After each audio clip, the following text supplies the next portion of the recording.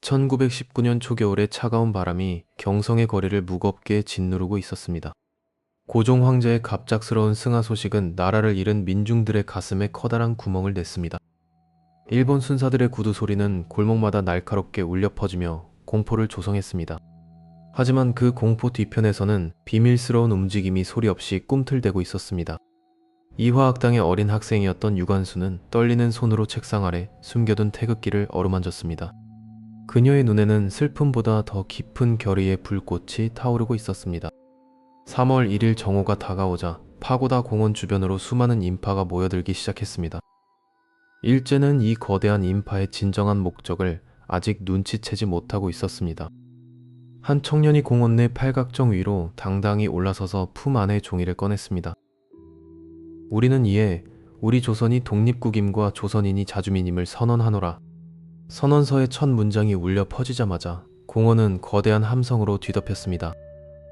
품속에 숨겨왔던 수천 개의 태극기가 일제히 하늘을 향해 펼쳐졌습니다.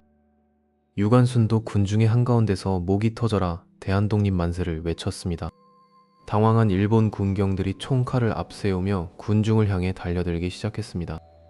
평화로웠던 만세 시위는 순식간에 비명과 폭력이 난무하는 아수라장으로 변했습니다. 하지만 사람들은 쓰러지면서도 태극기를 손에서 놓지 않았습니다. 유관수는 동료 학생들의 손을 꼭 잡고 거리로 나섰습니다. 일본의 기마병들이 말을 몰아 군중을 짓밟으려 했습니다.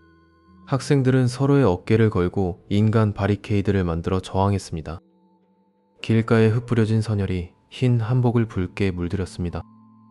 처음 보는 잔혹한 광경에 누군가는 공포에 질려 뒷걸음질 쳤습니다.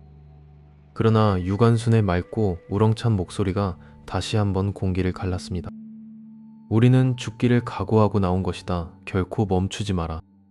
시위의 불꽃은 종로를 넘어 남대문과 경성역까지 요들치듯 번져갔습니다. 상점들은 문을 닫았고 상인들까지 대열에 합류했습니다.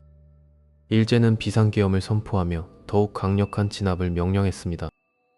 총소리가 경성의 하늘을 찢으며 무고한 생명들이 바닥으로 고꾸라졌습니다.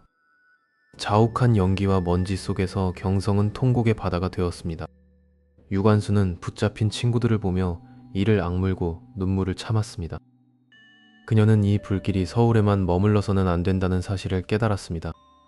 만세의 소식은 전신과 인편을 타고 순식간에 지방으로 퍼져나갔습니다. 전국의 농민들과 노동자들이 일손을 멈추고 봉기를 준비하기 시작했습니다. 학교는 휴교령이 내려졌고 학생들은 각자의 고향으로 흩어졌습니다. 유관순 또한 자신의 고향인 천안으로 내려가기로 결심했습니다. 그녀의 품 안에는 서울에서 가져온 독립선언서가 소중히 숨겨져 있었습니다.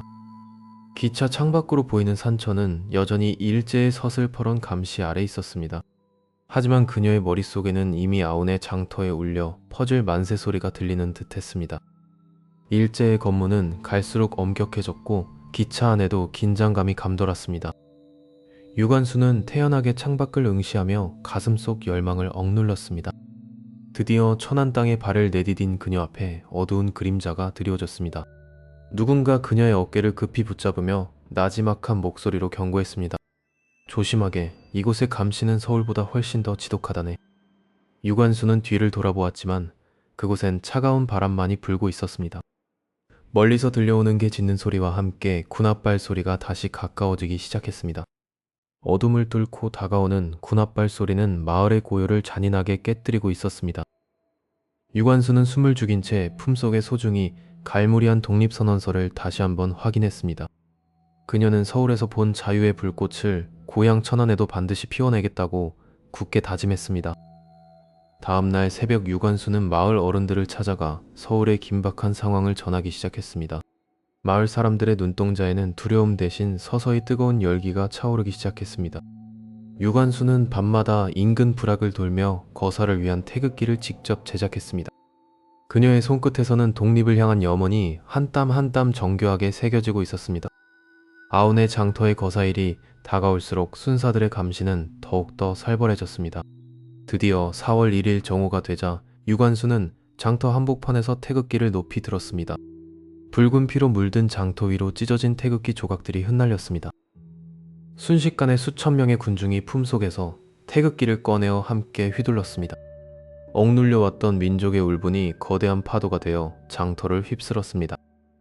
당황한 일본 경찰들은 서둘러 총구를 군중을 향해 겨누었습니다.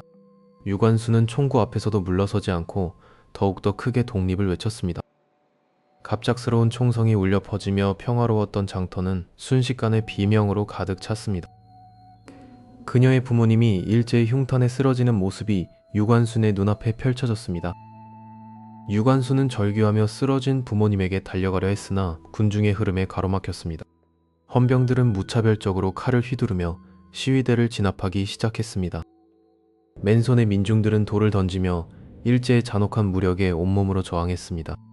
유관순은 다시 태극기를 추스려 잡고 대열의 선두에서 전진했습니다. 일본 장교는 그녀를 가리키며 즉각 체포하라는 명령을 내렸습니다. 수십 명의 헌병이 유관순을 포위하고 그녀의 팔을 거칠게 꺾어 제압했습니다. 결박당하는 순간에도 그녀의 고개는 결코 아래를 향하지 않았습니다. 끌려가는 유관순의 뒤로 부모님의 시신이 차가운 땅 위에 남겨졌습니다. 유관순은 곧장 천안 헌병대로 이송되어 혹독한 신문을 받기 시작했습니다. 취조관은 배우를 대라며 그녀의 얼굴을 향해 매서운 채찍을 휘둘렀습니다. 온몸이 찢기는 고통 속에서도 그녀는 오직 독립의 정당성만을 외쳤습니다. 어떠한 고문도 그녀의 강철 같은 의지를 꺾지는 못했습니다. 분노한 일본 검사는 그녀에게 징역 3년의 중형을 구형했습니다. 법정에서 유관순은 재판장에게 일제의 재판은 무효라고 당당히 선언했습니다. 그녀는 법정에 있던 잉크병을 던지며 일제의 불법 점거에 거세게 저항했습니다. 장례는 순식간에 아수라장이 되었고 간수들이 달려들어 그녀를 제압했습니다. 결국 유관순은 경성으로 압송되어 서대문 형무소의 차가운 벽 속에 갇혔습니다. 좁고 어두운 8호 감방에는 그녀를 포함한 여성 독립운동가들이 가득했습니다. 감옥 안에서도 유관순은 동료들을 독려하며 쉬지 않고 만세를 외쳤습니다. 간수들은 시끄럽다며 그녀를 독방으로 옮기고 더욱 잔인한 가혹행위를 이어갔습니다. 반복되는 고문과 영양실조로 그녀의 건강은 급격히 악화되어 갔습니다. 하지만 유관순은 쓰러지는 순간까지도 가슴속에 품은 독립의 꿈을 놓지 않았습니다. 그러던 어느 날 밤 형무소의 가장 깊은 곳에서 정체불명의 비명소리가 들려오기 시작했습니다. 간수들이 급히 그녀의 방으로 달려가는 소리가 복도 전체에 울려 퍼졌습니다. 문이 거칠게 열리고 누군가 당황한 목소리로 보고를 올리는 소리가 들렸습니다. 창살 너머로 비친 유관순의 그림자가 힘없이 흔들리며 바닥으로 쓰러졌습니다. 차가운 시멘트 바닥에 쓰러진 유관순 열사는 가쁜 숨을 몰아쉬며 서서히 의식을 되찾았습니다. 온몸을 파고드는 모진 고문의 흔적들이 그녀의 작은 체구를 짓누르고 있었습니다. 하지만 그녀는 고통 속에서도 손가락 끝에 힘을 주며 벽을 짚고 일어섰습니다. 철창 밖에서는 간수들의 날카로운 구둣발 소리가 복도를 울리며 다가왔습니다.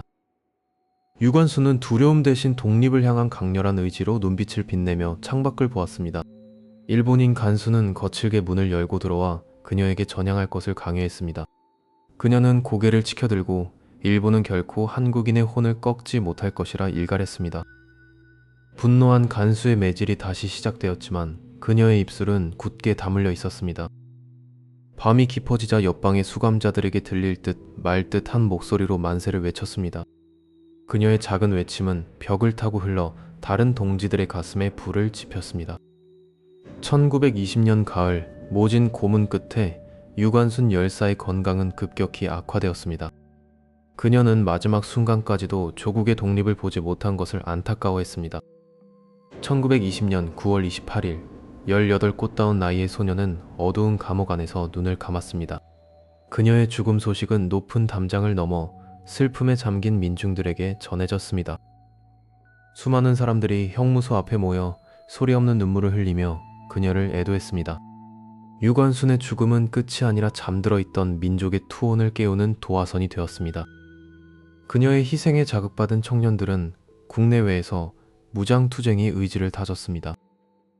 독립운동가들은 그녀의 이름을 기치로 삼아 일제에 대항하는 결사대를 조직했습니다. 만주와 상해 등지에서도 유관순의 정신을 이어받은 독립선언이 계속되었습니다. 시간이 흘러 1945년 그토록 염원하던 광복의 그날이 마침내 찾아왔습니다. 거리는 대한독립 만세를 외치는 함성으로 가득 찼으며 눈물바다가 되었습니다.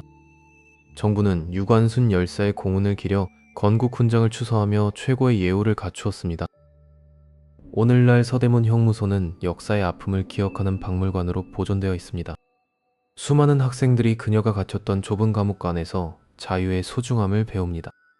유관순은 더 이상 비극적인 소녀가 아니라 민족의 자긍심을 상징하는 영웅입니다. 그녀의 이야기는 교과서와 영화를 통해 대를 이어 끊임없이 회자되고 있습니다.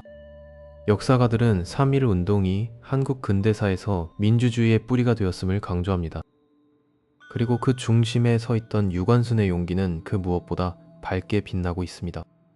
이제 그녀의 고향 천안에는 그녀의 넋을 기리는 추모각이 세워져 있습니다. 매년 3월 1일이 되면 그곳에서 울려 퍼지는 만세 소리는 과거와 현재를 잇습니다. 우리는 그녀의 희생 덕분에 오늘날의 평화로운 삶을 누릴 수 있게 되었습니다. 아운의 장터의 불꽃은 꺼지지 않고 대한민국이라는 이름 아래 영원히 타오를 것입니다. 역사는 기억하는 자의 것이며 우리는 유관순이라는 이름을 결코 잊지 않을 것입니다. 그녀가 보여준 불굴의 투지는 오늘날 우리 사회를 지탱하는 정신적 지주가 되었습니다. 고통과 억압의 사슬을 끊어내고 자유를 향해 나아갔던 그 숭고한 발걸음을 기억합니다. 이제 그녀는 차가운 감옥이 아닌 따뜻한 햇살 아래 평온히 잠들어 있습니다. 3.1 운동의 정신은 민주주의와 인권을 향한 인류 공통의 가치로 확장되었습니다. 대한민국의 역사는 유관순 열사의 함성으로부터 다시 시작되었다고 해도 과언이 아닙니다. 우리는 그녀가 남긴 위대한 유산을 가슴 깊이 새기며 내일로 나아갈 것입니다. 조국을 향한 그녀의 영원한 사랑은 우리 민족의 가슴속에 영원히 살아 숨쉴 것입니다. 대한독립 만세, 그 짧지만 강렬한 외침은 영원한 평화의 울림으로 남았습니다. 이것으로 위대한 독립의 꽃, 유관순 열사의 이야기는 우리 마음속에서 완성됩니다.